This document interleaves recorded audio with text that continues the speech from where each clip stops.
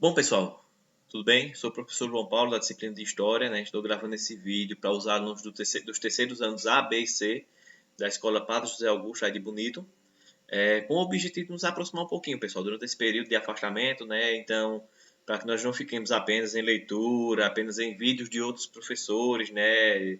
De outros canais, de outros meios, eu resolvi gravar esse vídeo aí para nós ficarmos aí mais próximos, tá certo?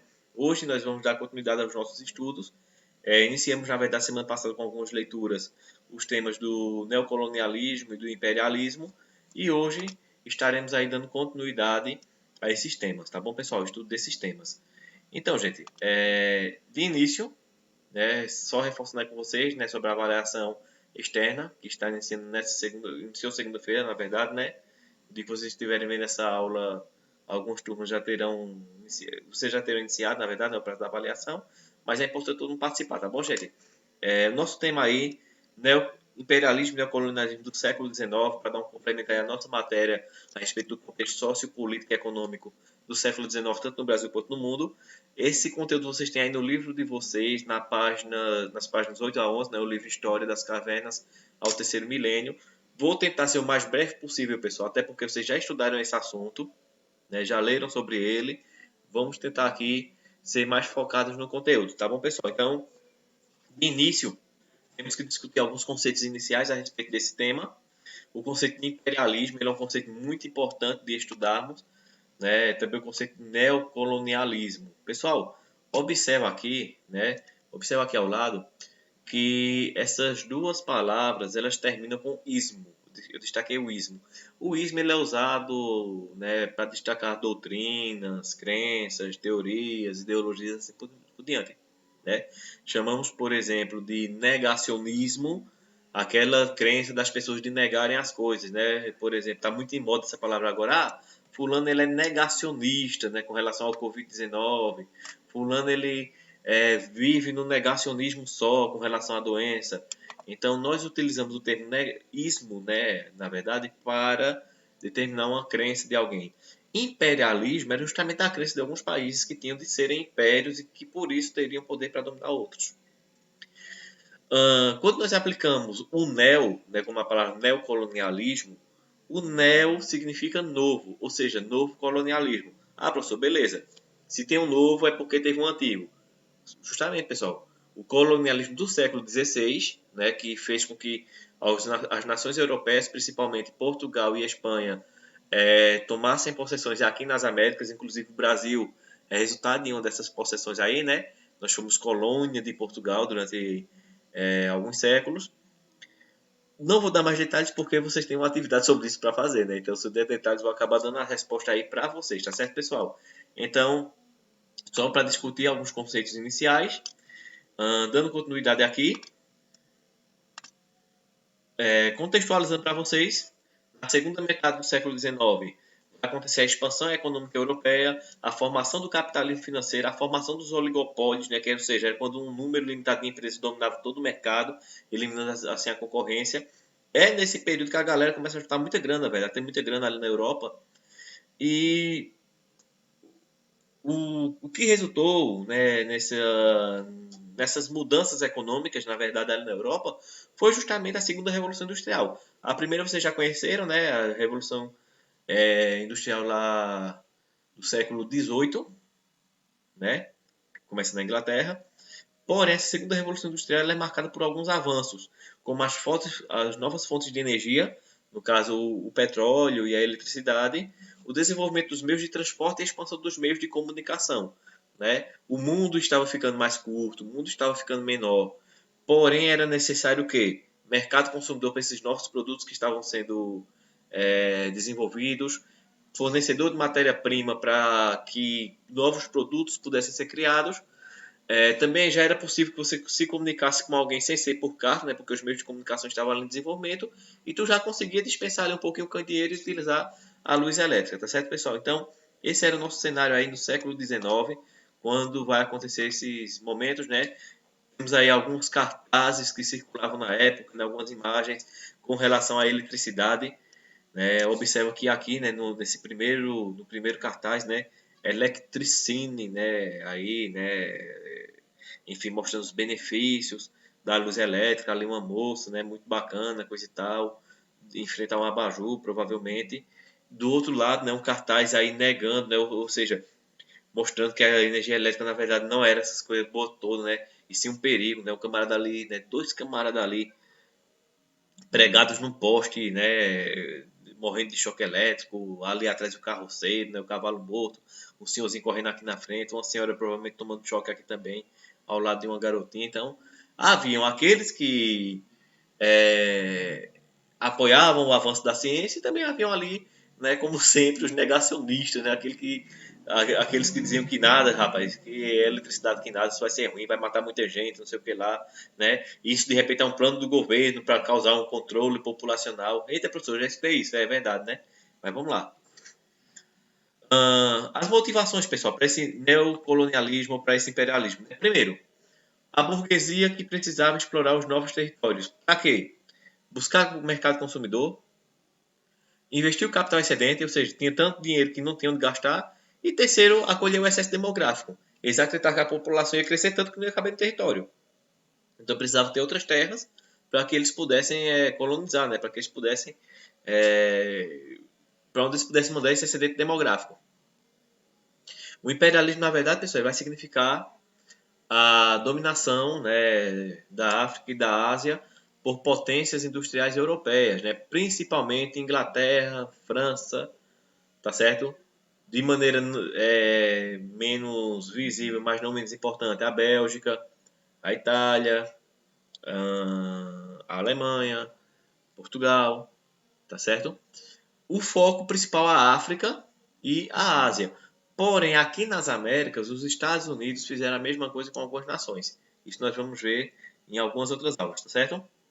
Dando continuidade aqui, pessoal. As justificativas. Existem as justificativas políticas e econômicas, né?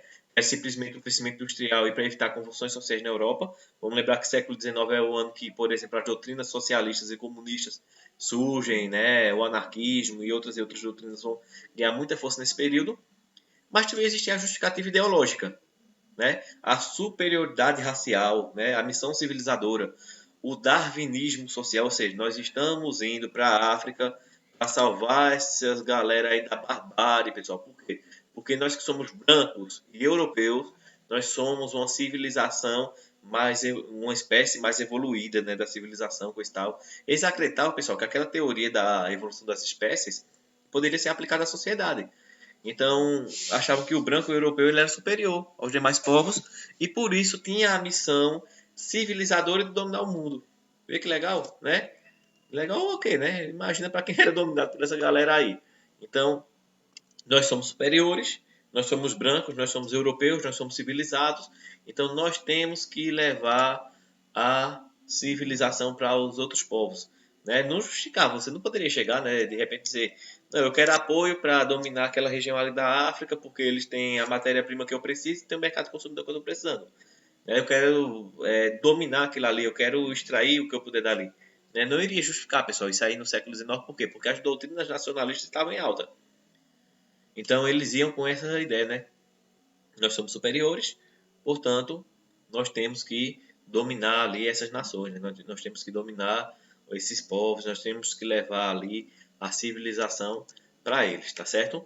Então essa era a explicação ideológica o, para o imperialismo, para o neocolonialismo, ou seja, era a oposição entre a civilização, representada aqui, ó, por essa moça aqui de branco com um capacete, né, de guerreira romana e tudo mais, dando proteção aqui àqueles que vão levar a civilização contra o barbarismo, né, a barbárie dos povos africanos. Né? Então era uma missão aí civilizadora, uma missão nobre, né, segundo o que eles queriam, a ideia que eles queriam defender, na verdade, era essa na época, né? Dando continuidade, vocês têm essa imagem aí no livro de vocês, né? O fardo do homem branco. Né? Por que o fardo do homem branco? Porque eles achavam que era um sofrimento, cara, para o homem branco ter que civilizar esse povo. Né? Se vocês observarem bem a imagem, nós temos ali, né, o tio Sam, né, representando a cultura norte-americana. Ali à frente nós temos ali um lord inglês, né, e eles com aquela, né, fazendo força para carregar nas costas as nações menos desenvolvidas, e as pedras que eles pisam têm o nome canibalismo, outro barbárie, né, enfim. E aí tem um poema, né, um trecho de um poema, né, o Fardo do Homem Branco, que diz assim: Tomai o fardo do homem branco, enviai vossos melhores filhos, ide, condenai seus filhos ao exílio, para servirem aos vossos cativos, para esperar com chicotes pesados o povo agitado e selvagem, vossos cativos tristes povos, metade demônio, metade criança. Tomai o fardo do homem branco, continuai pacientemente, ocultai a ameaça de terror e vede o espetáculo de orgulho. Tomai o fardo do homem branco, as guerras selvagens pela paz, né? Ou seja, o homem branco ele tinha uma missão, cara, um fardo muito pesado, que era o quê? Era civilizar os africanos e os asiáticos, né, velho? E para isso ele poderia se usar, né? Poderia matar, poderia trucidar, né? Matava muita gente, na verdade, né? Foi um período aí. Houveram genocídios, na verdade, nesse período aí, certo, pessoal? Então, depois eu vou estar mandando, inclusive, esses textos aí para vocês, né? Esse fardo do homem branco, alguns textos sobre darwinismo social para nós discutirmos em próximas aulas. Dando continuidade, pessoal, a partilha da África vai ser liderada aí por britânicos e franceses, né? Os britânicos, né, os ingleses, como nós conhecemos hoje em dia, eram na época a principal nação do planeta. Os Estados Unidos de hoje era a Inglaterra lá do final do século XIX, começo do século XX, pessoal. Eles tinham mais ou menos o equivalente a 25% das terras do planeta. Eram a nação mais desenvolvida da época. E por que, que a França queria isso aí? A França queria, pessoal, por dois motivos. Primeiro, assegurar lucros, né, para empresas privadas. E depois também, cara, recuperar um pouquinho, né, da moral que tiveram, né, um dia com Napoleão e que perderam ao fim das guerras napoleônicas. Então queriam aí, né, retomar esse moral, né, esse prestígio internacional. E a Inglaterra ela vai manter o seu domínio, né, a Grã-Bretanha vai manter o seu domínio ali de que forma? Primeiro, vai comprar ações do Canal de Suez. Esse Canal de Suez ele era de uma empresa egípcia. O Egito ele vai se endividar para construir o canal. Esse canal, pessoal, ele era importante porque ele ligava a Europa, a Península Arábica e a Índia, né? Um canal ali marítimo. E aí, por conta do endividamento que o Egito vai contrair para construir esse canal, para vender as ações para a Inglaterra, vê que irônico, né? A Inglaterra vai passar a intervir nessa região, né? O Egito vai se transformar em protetorado britânico. Professor, o que é um protetorado?